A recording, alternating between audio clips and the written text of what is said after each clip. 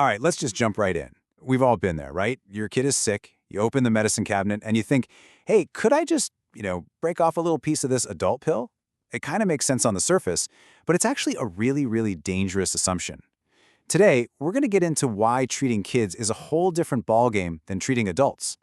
This, this right here is the absolute golden rule. It's the foundation of all pediatric medicine. And believe me, it is not just some catchy phrase. It's a critical scientific principle that literally saves lives.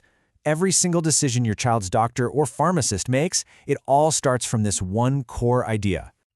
Okay, so if it's not just about them being smaller, then what is it? I mean, why can't we just do some simple math, scale down the dose and call it a day? Well, the answers are actually pretty fascinating, and they show you just how incredibly unique a child's body is. So let's dig into what really makes them so different. And this is where we see the challenges doctors are up against. Challenges that, believe me, go way beyond just a kid's size. So think of this as the puzzle doctors have to solve.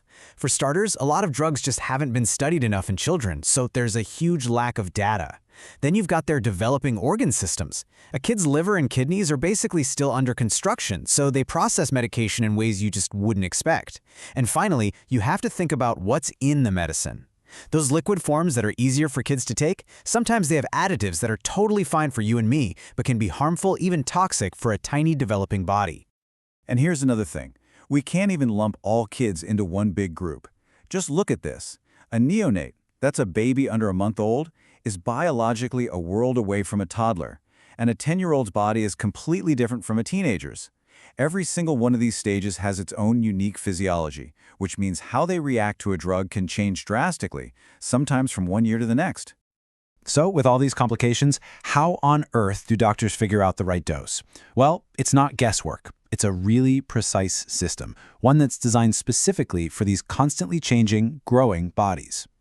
And that system is called weight-based dosing. This is it. This is the absolute cornerstone of pediatrics. It's not about how old a child is or even how big they might look.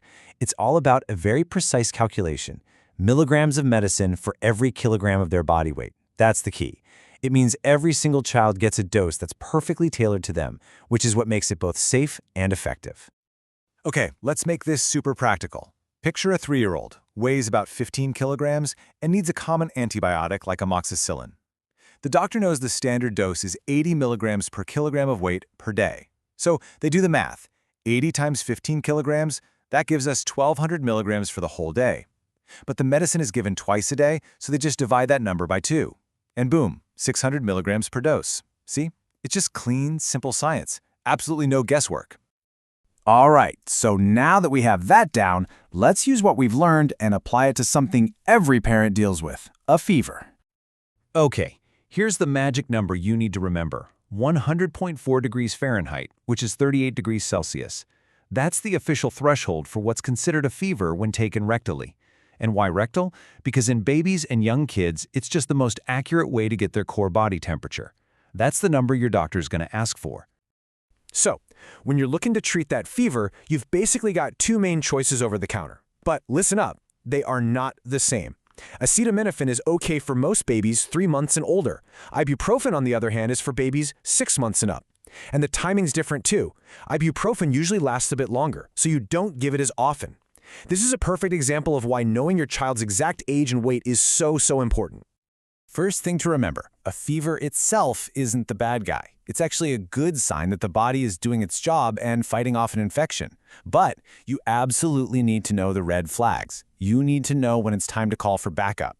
The big one, any fever in a baby under 3 months old is an immediate call to the doctor. No exceptions. For older kids, you're looking for things like a really high fever, a cough that's getting worse instead of better, or if they just can't sleep or won't drink anything. Those are your signals to get medical help fast. Okay, we need to shift gears now to something incredibly important. We're going to talk about medications that are contraindicated, which is just a medical way of saying they can be really dangerous for kids. This is the part where just being aware can literally save a life. This isn't an exaggeration. This is a literal warning you'll hear from poison control centers. So many adult medications, think about things like pills for blood pressure or diabetes, can be fatal if a toddler gets a hold of and swallows just one pill. That's it, one. It's why keeping these things locked up and out of reach is so unbelievably critical. So here's a short list of some of the big ones. These are meds that should never be given to kids. Take codeine, for example. Some kids have a genetic quirk that makes them ultra-rapid metabolizers. That means their body converts codeine into morphine way too fast, leading to a dangerous, even fatal overdose. Others on this list, like tramadol and promethazine, carry a serious risk of slowing down or even stopping a child's breathing. And aspirin? In kids and teens, it's linked to a rare but incredibly serious condition called Rey syndrome, which causes dangerous swelling in the liver and brain. Now, there's another category, not recommended. This is a little different. It means the potential risks just aren't worth the tiny, if any, benefit. A perfect example is over-the-counter cough and cold medicine for young kids. Major medical organizations are clear they don't really work for kids under 6, and the side effects can be serious. Then you've got things like tetracycline antibiotics, which can actually cause permanent stains on a child's developing teeth. So, after all this, what's the big takeaway here? It's pretty simple, really.